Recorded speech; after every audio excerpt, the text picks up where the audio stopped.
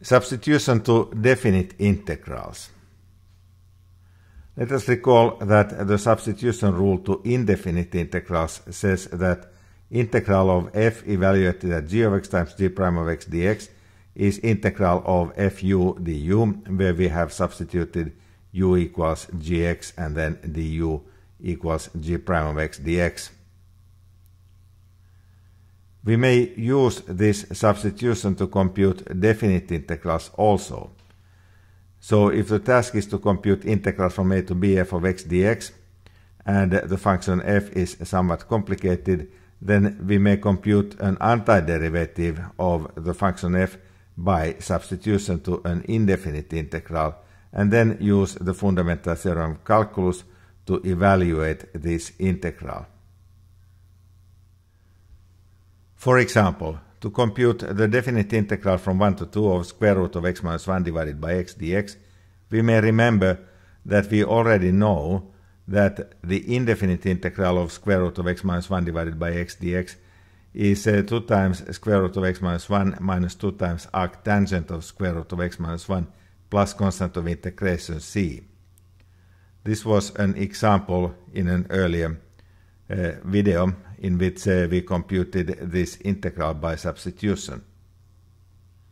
Therefore, by the fundamental theorem of calculus, we may compute this integral from 1 to 2 square root of x minus 1 divided by x dx by substitution from 1 to 2 to this expression 2 times square root of x minus 1 minus 2 times arctangent of square root of x minus 1. The lower limit 1 yields 2 times square root of 0 minus 2 times arctangent of 0, and that is 0. The upper limit yields 2 minus 2 times arctangent of 1, and arctangent of 1 is pi over 2. So the result is that integral from 1 to 2 square root x minus 1 divided by x dx is 2 minus pi over 2. We could have slightly abbreviated the previous computations. Namely, if g prime is continuous on the interval from a to b and f continuous between ga and gb, then the integral from a to b, f at g of x times g prime of x dx, is the integral from ga to gb of fu du. This formula is the substitution formula to the definite integral. To prove this formula, we observe that if the function capital Case f is an antiderivative of the function small case f, then the composed function capital Case f composed with g is an antiderivative of f at g of x times g prime of x. This is immediate by the chain rule. Therefore, we may use the fundamental theorem of calculus and compute the integral from a to b f at g of x times g prime of x dx by a direct substitution to the function f evaluated at g of x. This direct substitution yields that the value of the integral from a to b f at g of x times g prime of x dx is capital Case f at gb minus capital Case f at ga. Likewise, since the function capital Case f is an antiderivative of the function small case f, the integral from ga to gb of fu du can be computed by substitution.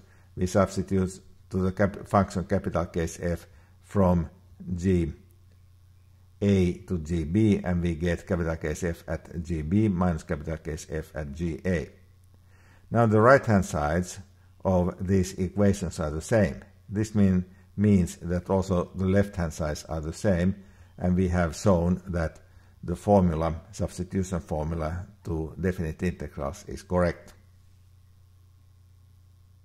In a previous example, we computed the definite integral from 1 to 2 of square root of x minus 1 divided by x dx by first computing the corresponding indefinite integral and then substituting to that result.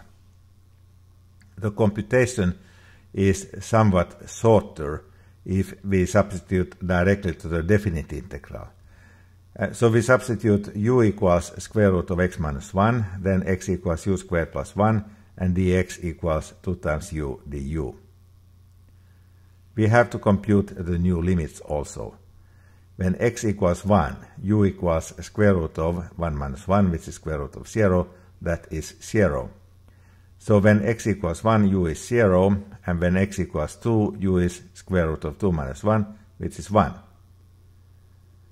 So now we are ready to substitute to the definite integral. We have computed all the relevant items, and we get that integral from 1 to 2, square root of x minus 1 divided by x dx, becomes integral from 0 to 1, 2 times u squared du, divided by 1 plus u squared.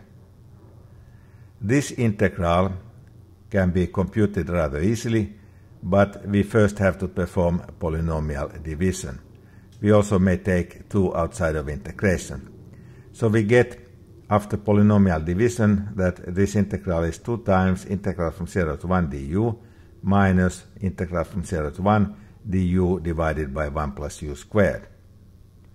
And this results to 2 times substitution to u from 0 to 1 minus substitution to arctangent of u from 0 to 1. In both cases, the lower limit 0 yields 0, and the result is therefore 2 minus 2 times arctangent of 1, which is 2 minus pi over 2. In this example, we compute the definite integral from 0 to r of square root of r squared minus x squared dx by a substitution to a definite integral directly. We assume that r is a positive number. The substitution that we use is x equals r times sine of u. Then dx is r times cosine of u du, and we have to compute the new limits.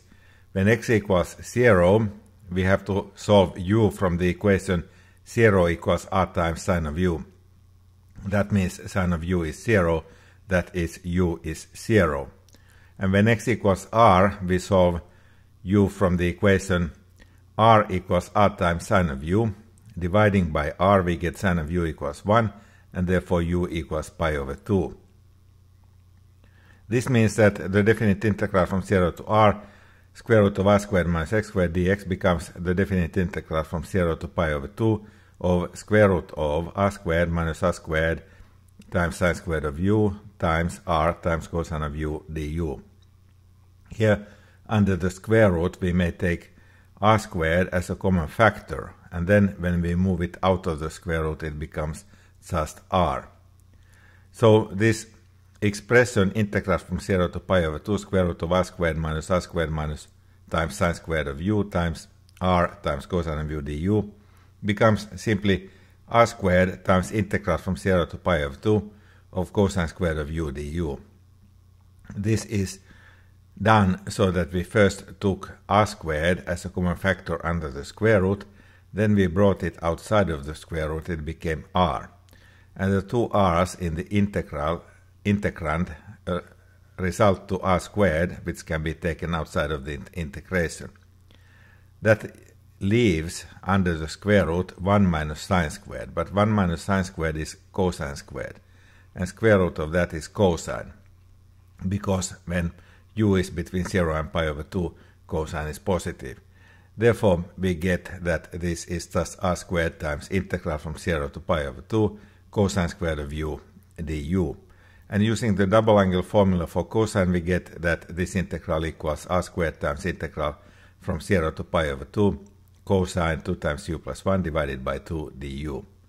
And this is substitution to from 0 to pi over 2 to sine 2 times u divided by 2 plus u, and that of course multiplied by r squared over 2. The lower limit in the substitution yields 0, and the upper limit yields pi over 2. So we get r squared over 2 times pi over 2, which is pi times r squared divided by 4. So the answer of this computation is that integral from 0 to r square root of r squared minus x squared dx is pi times r squared over 4. Now, the graph of the function square root of r squared minus x squared is the upper half of a circle of radius r with center at the origin, and the integral from 0 to r square root of r squared minus x squared dx is the area of the yellow domain here in this picture. That is 1/4 of the area of the full circle, or the full disk, which is pi times r squared. So the result is certainly correct. In this example, we compute the definite integral from 1 to e ln of x divided by x dx by a substitution to a definite integral. This integral is the area of the yellow domain in the picture. We substitute u equals ln of x because then du is dx of x, and this integral simplifies greatly.